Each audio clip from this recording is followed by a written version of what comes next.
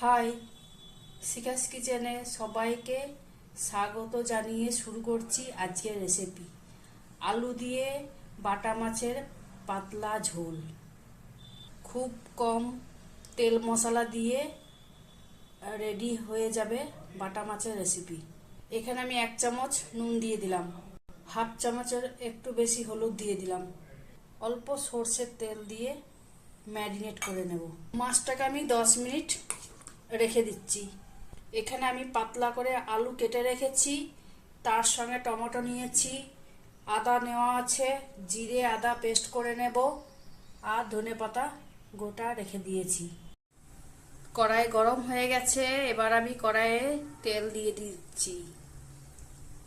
তেল গরম হয়ে গেছে, মাছগুলো এবার তেলে ছেড়ে দিচ্ছি।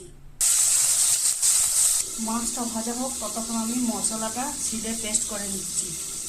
অল্প একটু কালো জিরে ফোড়ন দিয়ে দিলাম, তারপরে আলুগুলো দিয়ে দিলাম, ভেজে নেব।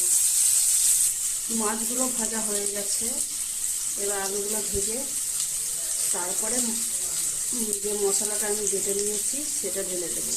1 চামচ নুন দিয়ে দিলাম, হাফ চামচ মতন হলুদ দিয়ে দিলাম।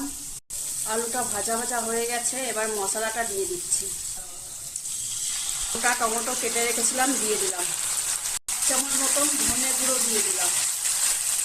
মশলাটা কষা হয়ে গেছে, এবার আমি জল ঢেলে দিচ্ছি।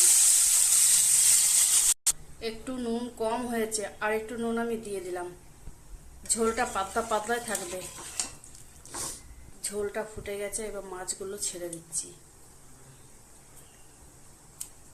এখানে আমি কোনো কাশ্মীরি লঙ্কা গুঁড়ো ব্যবহার করিনি, প্লেন বা এমনি গুঁড়ো বাটা মশলা দিয়ে রান্না করেছি। ধনেপাতা ছড়িয়ে দিচ্ছি।